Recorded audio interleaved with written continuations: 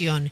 Estuvimos hablando de la depresión y la lucha que enfrentan un periodista, es decir, la profesión, el periodismo, o en todo caso el oficio de periodismo, a veces te lleva de repente a cuadros de depresión, y eso lo conversamos con alguien que está en Fundación para el Periodismo, Patricia Cusicanqui.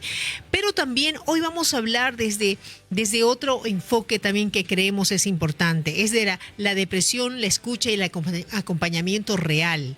Hoy en este día vamos a conversar con Isabel Galleguillos, que está con nosotros. Ella es psicóloga clínica especialista en adolescentes y jóvenes adultos, y en instantes estaremos conversando con Gerson Arteaga, quien vive con depresión desde los 15 años y hoy decide contar su historia desde la experiencia personal y profesional. Así que hablar de la depresión es sin estigmas de cómo se manifiesta en distintas etapas de la vida. Así que bienvenida, querida doctora Isabel Galleguillos. ¿Cómo está usted?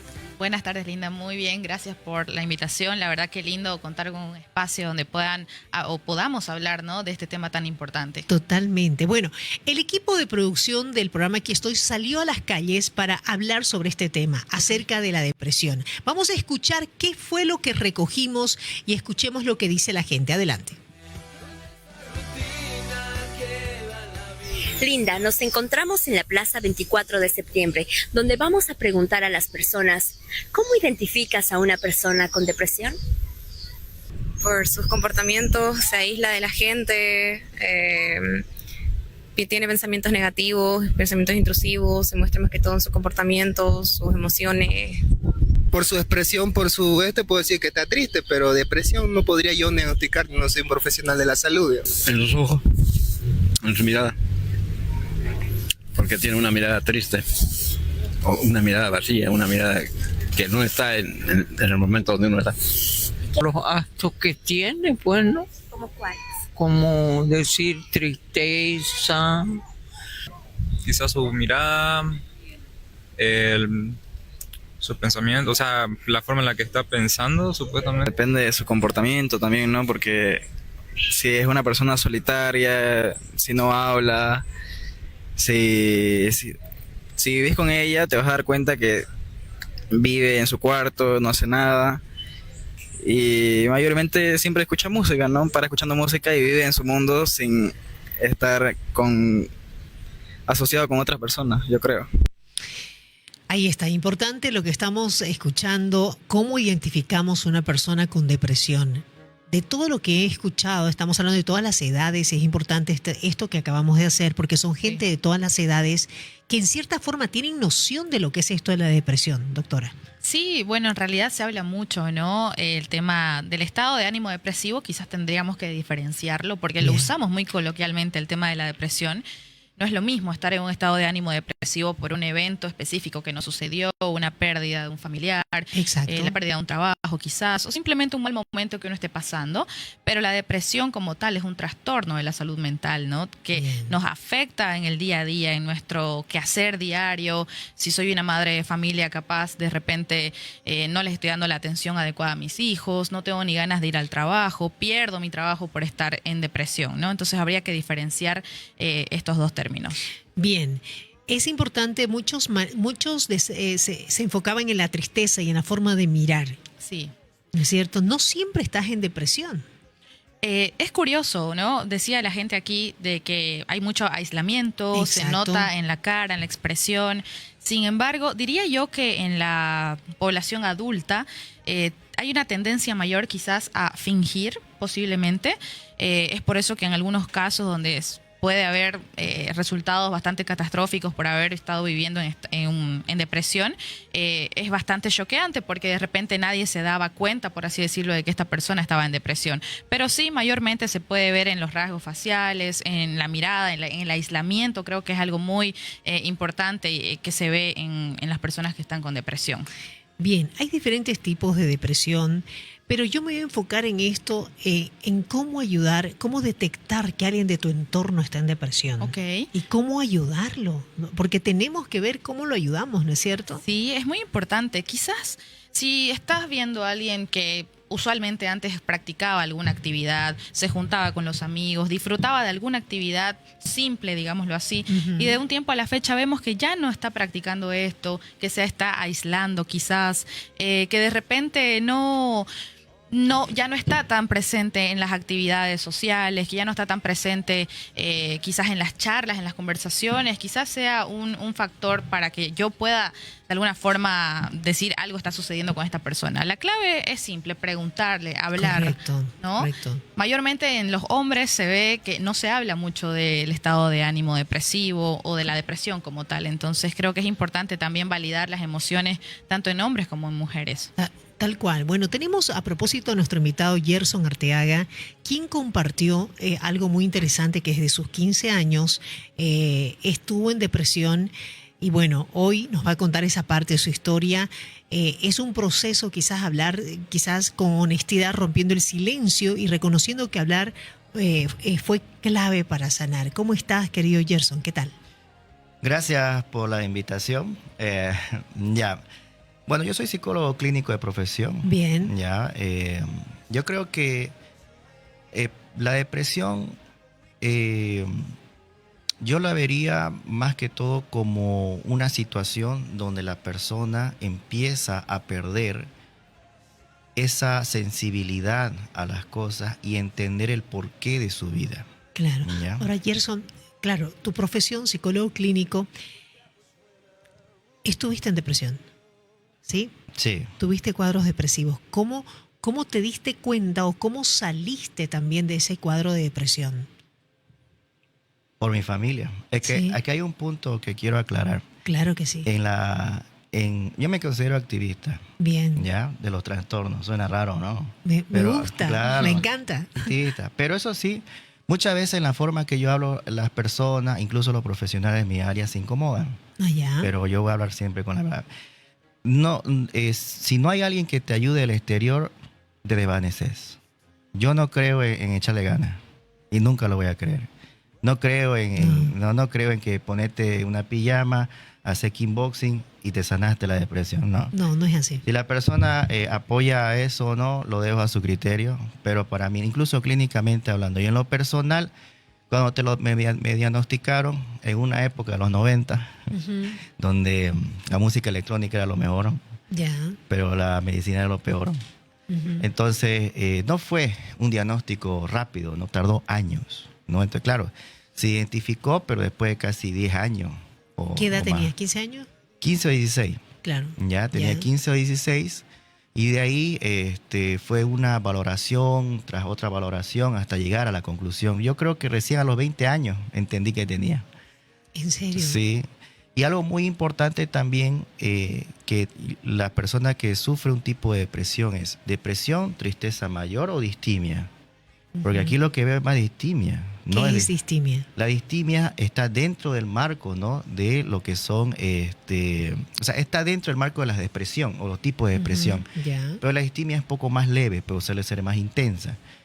En palabras me quedo catedrático, si no puedes moverte, no puedes hablar, no entendés qué te está pasando, ahí estamos el problema, ¿no? Claro. Entonces yo creo que empezás a sentirte cosas que realmente no entendés porque tu cerebro no lo está pudiendo percibir, digamos. Una persona con esquizofrenia no es una persona con esquizofrenia según la persona, ¿no? Claro. No, claro, yo soy Napoleón y punto. Claro. No, claro, eso es lo importante entenderlo, ¿ya? O sea, yo creo que para hablar de trastorno o la depresión, tenemos que entender bien que no es un diagnóstico rápido, es un diagnóstico de meses y años, ¿no? Claro, para entender qué te pasa. Hay otros sí que manifiestan cambios muy, pero así muy importantes, ¿no? Por ejemplo, un día, o sea, su vida cambia cuando ya no comienza a hacer las cosas que antes hacía, comienza con lo que dijo usted, doctora, comienza a encerrarse, comienza a cambiar los hábitos que antes tenía. Que antes disfrutaba. Que antes en realidad, disfrutaba, actividades actividades que antes disfrutaba y que ahora ya no las disfruta, ¿no es cierto? Sí. Hoy estamos hablando de la depresión. Exactamente. ¿No? Y la depresión es eso, te vas absorbiendo, te va como que absorbiendo Y alguien te tiene que sacar, alguien te tiene que ayudar o entender y aceptar que algo está pasando en tu vida, ¿no? Claro, la red de apoyo es importante, como mencionaba aquí, pero también un tratamiento adecuado, ¿no? Y no solamente un acompañamiento psicológico, también un acompañamiento psiquiátrico, que ya es otro campo de la salud mental, ¿no? Que son los médicos psiquiatras con medicación. Claro. Entonces es un trabajo, como decían aquí, bastante largo, complejo en algunos casos, pero del que se puede salir. Bueno, hay varias cosas. A mí me interesa muchísimo, Gerson y también la doctora que están aquí con nosotros, cómo ayudar a la gente a salir de la depresión. O sea, y de repente estamos al lado de personas que conocemos y que están en depresión, pero esta vez lo saben, ¿cómo se llama? Camuflar. No sé si pasa eso. Gerson, ¿te escuchamos? El ser camaleón es bonito. En la Ya. sociedad, vivimos en o sea, a ver, te diagnostican, ya, empiezas un tratamiento, pero la sociedad dice que tienes que estar bien, ¿no? Entonces, hay una presión, no, para cualquier persona, los medicamentos hacen su efecto, doctora, eso no cabe duda, Ajá, pero no hace efecto en la sociedad, te hace efecto a vos. claro. Entonces, yo creo que viene de un punto de que hay un trabajo, ¿no?, más social, ¿no? En lo mío, tenés que fingir que estás bien.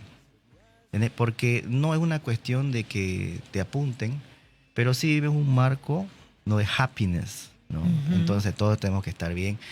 Entonces hay una presión que tienes que mantener, ¿no? Y más el tratamiento y todo eso. Pero ¿hasta cuándo sostenés algo así? Es que es imposible sostenerlo, ¿no? O sea, puedes Obvio. sostenerlo un tiempo, digamos, ¿no? Entonces, claro, como dice la doctora, una red de apoyo, ¿no? Es bonito los grupos de apoyo, donde todos, ¿no?, nos juntamos y hablamos. Eso me gusta hacer, ¿no? Sé que aquí en Latinoamérica, en Santa Cruz, no es muy común que los psicólogos o las personas que sufrimos algún trastorno nos juntemos como una terapia grupal, ¿no? No sé si la han Claro. visto. Ujú. Me gustaría que esa cultura sea más. A mí me encantaría. No, claro. No, es Sí, muy a mí común. también, claro. Sí. Claro, muy común, ¿no? O Sí, sea, sí. como que, por ejemplo, yo trato, digamos, ¿no? Si todas las personas que sufrimos con depresión ya diagnosticadas, hablarlo, o sea, es como una red de apoyo en un mundo que a veces es muy frustrante, ¿no? No está hecho para nosotros, Claro. ¿no? No está, o sea, no está hecho para aquellas personas que tengan un trastorno o una situación, ¿no?, mental. No está, o sea, entonces nos adaptamos a eso, pero sí, de un día te quebras bastante porque te quebras, lloras, tomas la medicación, vas al terapeuta y otra vez tratás de seguir, ¿no? Claro. Es muy complejo, pero vuelvo a decir, apoyo. Apoyo, qué importante es el apoyo. Bueno, vamos para adelante. ¿Cómo ayudamos a la persona, a un hijo, a un hermano, a una mamá, a un papá, a salir de la depresión? Bueno, es una pregunta simple pero compleja al mismo Ujú. tiempo. Va a depender mucho del contexto en el que estemos, por ejemplo, viviendo. No es lo mismo estar en una casa donde hay mucha violencia, donde hay alcoholismo, versus una casa donde quizás sí se habla más abiertamente de las emociones, del estado de ánimo de Claro, todos. Claro. Entonces, quizás aquí es un trabajo bastante complejo, ¿no? Entonces, habría que ver primero que nada, ¿hay predisposición de mamá de salir adelante? ¿Hay predisposición del hijo también? Claro.